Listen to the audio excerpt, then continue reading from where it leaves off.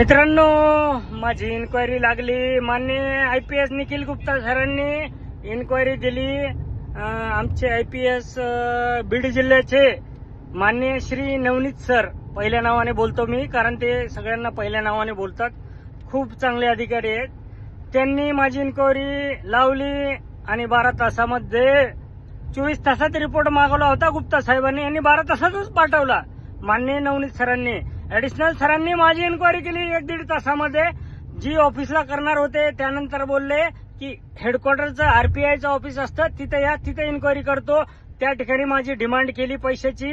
ती डिमांड मी काय पूर्ण करू शकलो नाही.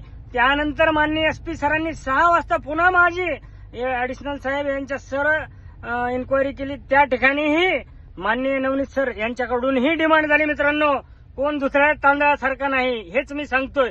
डिमांड झाली, पूर्ण नाही झाली. माझी आज सस्पेंडची ऑर्डर निघाली मित्रांनो.